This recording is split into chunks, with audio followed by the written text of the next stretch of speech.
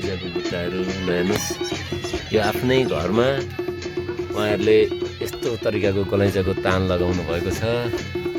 ट्याक्कसँगले हेर्नु छ उहाँहरूले आफ्नो बच्चा बच्ची काम गरिसकेर समय निकालेर। तपाईँ पनि बन्नुहुन्छ? आउँदैन? तपाईँहरू के तामाङ हो? ए कहाँबाट आउनुभयो पहिले? पहिलेदेखि पुरानो पुर्खौली चाहिँ कहाँ हो थाहा छ? तपाईँ यहाँ बिहे गरेर यहाँ आउनुभयो कि? ए घुर्कौलीबाट। ए हरियाणबाट। अनि यो कति दिनमा सकिन्छ? यो कति फिटे हो? यो 3-4 फिटे? 4 फिटे हो यो? 4 फिटे हो कि कति हो? 230 धुपा छ। धुपा भनेको यस्तो यस्तो हो यस्तोलाई 230। यो जोडीलाई एउटा गनिन्छ कि एउटा एउटा गनिन्छ? जोडीको चाहिँ 230 छ। 230 जोडी छ हैन त? यो तान लाउने धागोलाई के भनिन्छ? यो धागै नि हो। यसरी यो तानको धागो लगाइन्छ। हेर्नुहोस् अब पहिले चाहिँ यो काठको हुन्थ्यो भने अहिले चाहिँ काठ पनि छ, केही मात्रामा काठ पनि छ र केही मात्रामा चाहिँ फलाम छ यसमा। अहिले तानहरू यस्तो हुन्थ्यो र यो यसरी बनाइएका यी थाङका चित्रहरूबाट बनाइएका यी गलैँचा चाहिँ विदेश पनि निर्यात हुन्छन्।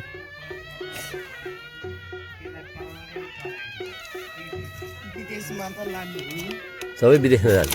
अनि यो बुट्टा के अहिले यत्तिकै राखेको छ त? हेर्नु पर्दैन? ए नक्सा हेरेर बुट्टा बनाउने। अनि यो धागो हो। धागोको प्रकार चाहिँ 1 2 3 4 5 6 7 8 9 10 11 16 छरी हुन्छ। यहाँ त 11 छरी मात्रै, 12 छरीदेखि 13 छरीदेखि 14 15 16 रहेछ। ल ठ्याक्कै 16 छरी छ। तपाईँ पनि सिक्नु नि। हो यो त धेरै गाह्रो हुन्छ यो बनाउनु त। जसले पाए त्यसले सक्दैन यो। र धेरै दिमाग लाउनु पर्छ। यसरी चाहिँ टिप्नु पर्यो हैन? अनि टिपेपछि यसरी छोड्नु पर्यो, बुट्टा हाल्नु पर्यो। ल हेर्नुहोस् यो एउटा गलैँचा बनाइसकेको कति ज्याला दिन्छ? 20,000 दिन्छ। 2 महिना लाग्छ? आउनु न भाइ बस्नु न। तपाईँलाई धेरै कुरा सोध्नु पर्यो। म ए काठमाडौँतिर त मैले धेरै देखाएको थिएँ। तपाईँले यो काठमाडौँमा सिक्या कि कहाँ सिक्या? काठमाडौँमा सिकेँ। पहिले काठमाडौँ गर्नुहुन्थ्यो? हजुर पहिले काठमाडौँमा गर्नुहुन्थ्यो? पहिले काठमाडौँ गर्थेँ। तपाईँको नाम के हो? वीरबहादुर हो। वीरबहादुर के? वाइबा। हाम्रोतिर पनि छन् त वाइबाहरू त? वाइबाहरू छ। हामी वाइबा हो। अनि यो तपाईँहरूले यहाँ बनाएको यो छ नि यो तानको यो बेग्लै ज्याला दिन्छ कि टोटल बनेको बेग्लै ज्याला दिन्छ? हजुर यो तान छ नि, तान आफै लाउनुहुन्छ होइन? आफै लाउँछु। अनि यो धागोहरू उसैले दिन्छ? धागो सबै उसैले हामी त काम गरिदिने, ज्याला मात्रै दिने हामी। काम गरेर यो बुट्टाहरू तपाईँ आफै बनाइहाल्नुहुन्छ? हजुर। बडा राम्रो सिप रहेछ त तपाईँ त होइन? यो के बुट्टा भन्छ यसलाई? यो कुन बुट्टा हो? यो कुन बुट्टा? यो ढुङ्ग्रे बुट्टा हो। ढुङ्ग्रे बुट्टा। ए तपाईँहरू यो ढुङ्ग्री है, यो मङ्गलसूत्रहरू है। मङ्गलसूत्र। अनि यो पनि ढुङ्ग्री, यो पनि ढुङ्ग्री। ए ढुङ्ग्री गहनाहरू, गहनाको टाइपमा। गहनाको टाइपमा। ए गहना बुट्टा धेरै राम्रो। यो नक्सा देखाउन मिल्छ? एकचोटि देखाउनु न कि यो नक्सा हेरेर मिल्दैन? नक्सा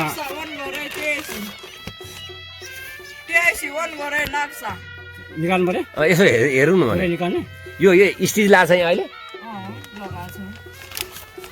ए यसो हेरौँ भन्दा कि। ल हेर्नुहोस् गाउँघरमा आफ्नो फुर्सदको समयलाई लिएर यसरी काम गर्न पनि सकिन्छ। हाम्रा युवा भाइहरूले यसरी गर्नुभएको छ। एउटा सानो घर छ, एकदम देखिहाल्नुभयो। यस्तो घरमा बसेर उहाँहरूले आफ्नो जानेको सिपलाई चाहिँ यसरी यो नक्सा चाहिँ म हेर्न खोजिरहेको छु। तपाईँले यो फेरि गर्नुपर्छ होला, गाह्रो हुन्छ होला। यही हो बाहिरको नक्सा? यही होइन बाहिरको हो? ल भयो पर्दैन ननिकाल। सक्लै बनाइदिनु? पर्दैन। अब फेरि तपाईँलाई गाह्रो हुन्छ? होस् पर्दैन नगर्नु। यस्तो तपाईँलाई फेरि यो बुटा पुरै किलो निकाल्नु पऱ्यो नि त लुजु गर्नु म मिलाउँछु नि त मलाई गाह्रो परेन यो बुट्टा हेर्न खोजिरहेको छु म यो गलैँचाको र यसरी यो यस्तो खालको बुट्टा उहाँहरूलाई चाहिँ एउटा प्रिन्ट भएर आउँदो रहेछ र प्रिन्ट भएको बुट्टाको आधारमा उहाँले चाहिँ ल हेर्नुहोस् यस्तो खालको यो ढुङ्ग्री बुट्टा होइन त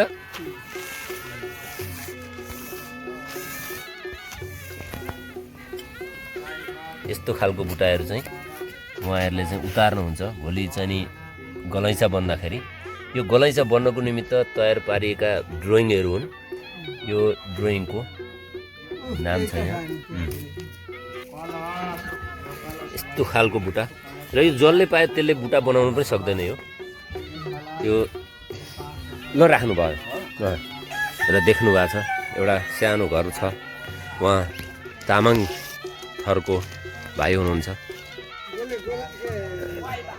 वाइबा के भन्नु के नाम भन्नु अघि बिर्सेँ मैले ए वीरबहादुर वाइबा उहाँको दुईवटा जोडी छ उहाँ बहिनीले चाहिँ बन्न सक्नु तपाईँ सक्नुहुन्न बन्न सिक्नु न सिक्नु उहाँ हाम्रो बिरु भाइले चाहिँ नि आफ्नो सानो घर छ चटक्क परेको घर उहाँलाई यही स्वर्ग घरमा आफ्नो बुट्टा कला कौशल देखाउनु भएको छ सानो बच्चाहरू छ पढिराखेको छ यी देख्नु भएको छ टक्कसँगले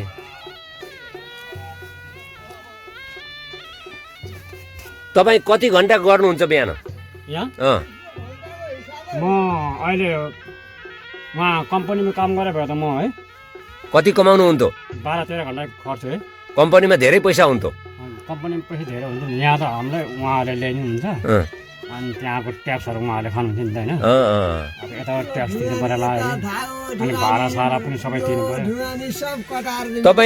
तपाईँ बिहान कति घन्टा गर्नुहुन्छ बिहानमा अब यो घर गाउँ होइन 2-3 घन्टा गर्नुहुन्छ 2-3 घन्टा घरको काम पनि गर्छु यता पनि गर्छु तर 12-1 बजीसम्म म बिहान ए कति यो लगातार बन्यो भने कति दिनमा सकिन्छ यो तान यसमा पैसा कति दिनमा सकिन्छ यो लगातार गऱ्यो भने यो काम गऱ्यो भने 1.5 महिनामा सक्छ सरासर गऱ्यो भने सरासर गऱ्यो भने हामी त घर गाउँको अब बुढो पनि भएन पहिला 2 महिना लाग्छ अहिले 2 महिना लाग्छ हजुर अनि यो यतापट्टिको चाहिँ बनिसक्यो ए यो बनिसक्यो हो अब यो पनि सक्न लाग्यो ए यो एक पिसको 2000 एक पिसको होइन 5000 ए यो 4 पिस छ 4 पिस ए यहाँ यो एक पिस भयो यो एक पिस भयो यो एक पिस भयो 4 पिस हुन्छ ए 4 पिसको उहाँहरूले पिसको हिसाबले दिन्छ उहाँमा त हाम्रो काठमाडौँमा त सेन्टिमिटर ए यस्तो खालको बुट्टा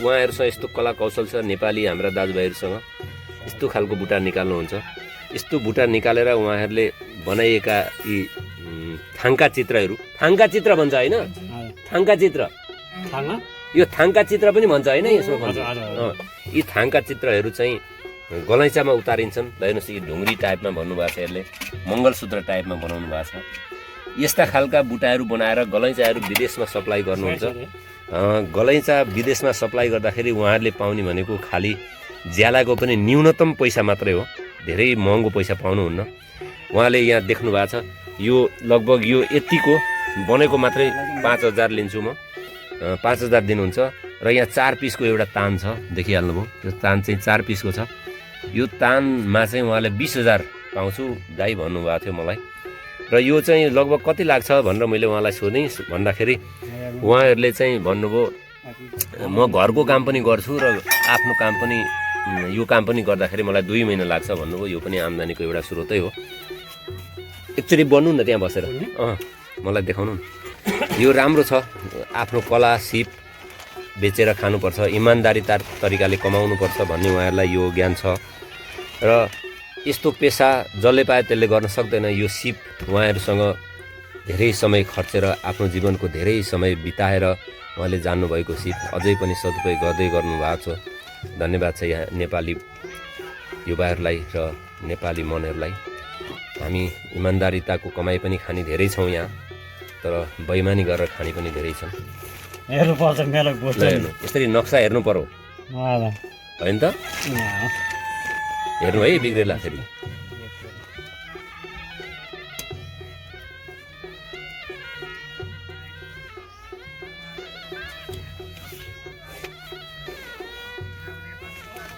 हेर्नु कति चाँडो बन्नुहुन्छ, अझ चाँडो बन्नुहुन्छ। अझ चाँडो बुझ्नुहुन्छ। अब बुढो पनि भयो, हो 10 वर्ष भइसक्यो। अनि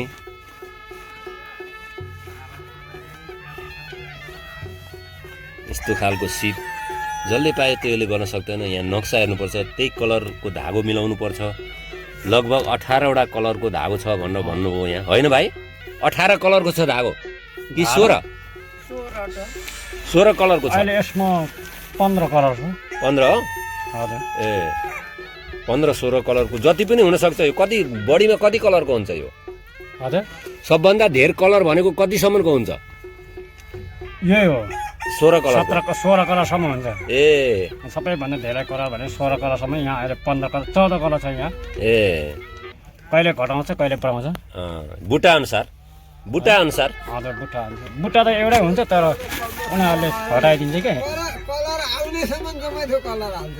कलर कम बनायो। ल हेर्नु, हामी नेपालीहरू कला संस्कृति र यो सिपका धनी छौँ, तर नेपालमा बस्ने यस्ता कला संस्कृति र सिप जानेका युवाहरूलाई पैसा छैन, सिप छ, के गर्नु?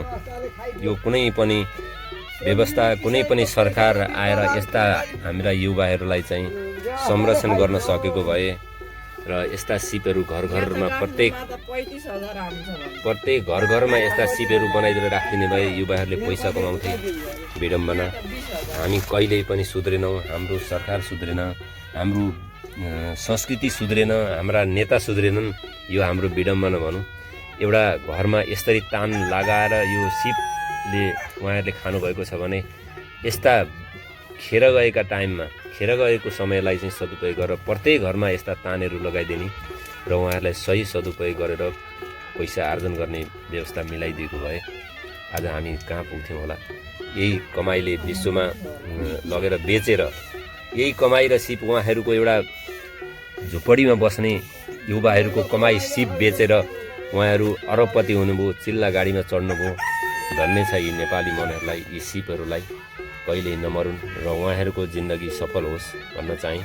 र यही सिप गरेर उहाँले एउटा बच्चा, आफ्नो बच्चालाई राम्रो शिक्षा दिन्छु। एउटा छोरी एउटा छोरो छ। छोरी 7 मा उहाँ को हो नि? बुवा? ए तपाईँको शुभ नाम के नाम हो तपाईँको? बलबहादुर। तपाईँको छोरा बुहारी यति हो तपाईँको छोरा? पहिले के गर्नुहुन्थ्यो तपाईँ के गर्नुहुन्थ्यो पहिले? खेतीपाती हो? तपाईँ के गर्नुहुन्छ? खेतीपाती। ए यो तपाईँको जेठो छोरा कि छोरी? जेठो छोरा होइन, यो नाति तपाईँको चाहिँ छोरा हो? यो मेरो चाहिँ छोरा। जेठो छोरा कि छोरी तपाईँको? ठुलो छ, अलि ठुलो छ। ए 7 मा पढ्छ। ए यो बोर्डिङ पढ्छ? स्कुलमा बोर्डिङमा कहाँ सक्नु हामीले।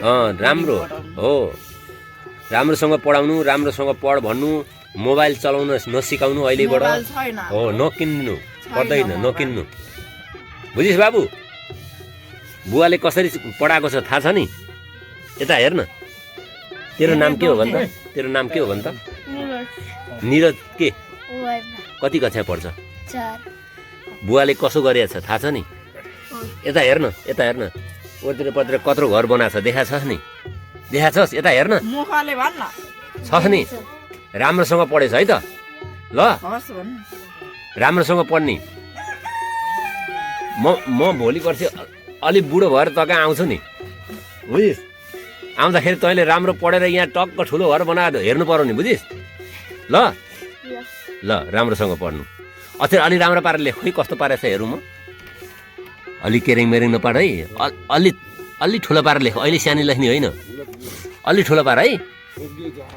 अलि ठुलो पार, केरेङ मेरेङ नपार। असै लेख्दा एउटा एउटा होइन, पुरै पढ्ने हो। के भन्नु पर्ने भनेको छ त्यहाँ, सबै पढ्ने हो अनि लेख्ने हो त्यसरी, बुझिस्? ल ल नियमित तरिकाले गर्नु। यसो खानुहुन्छ कि खानुहुन्न बिहान बेलुका? नखानु, ए गर्नु। यो बच्चा छ नि, अब तपाईँले काठमाडौँ बसेर धेरै कमाउनु भयो, गुमाउनु भयो, के गर्नुभयो होइन? सकेन मैले। अब सक्नु भएन, ठिक छ। समयले मान्छेलाई कति बेला कहाँ पुर्याउँछ थाहा हुँदैन। तर यो बच्चालाई पढाउनु। हस्, नमस्कार। त्यही बुझेर गरिरहेको छ। ल ल ल ल है बहिनी, ल बच्चालाई नराम्रो कुरा नसिकाउने, राम्रो कुरा मात्रै सिकाउने, पढ भन्ने, एकछिन खेल्न पनि दिनु पर्यो उमेरअनुसार, बदमास काम गर्न नसिकाउने, बोली बज्न राम्रो सिकाउने, सफा सुग्घर पारेर स्कुल पठाउने, मिठो मसिनो जस्तो छ टन्न खान दिने है। तपाईँको सम्पत्ति भनेको यिनै हो है त। ल ल बाबु राम्रोसँग पढ है त। ल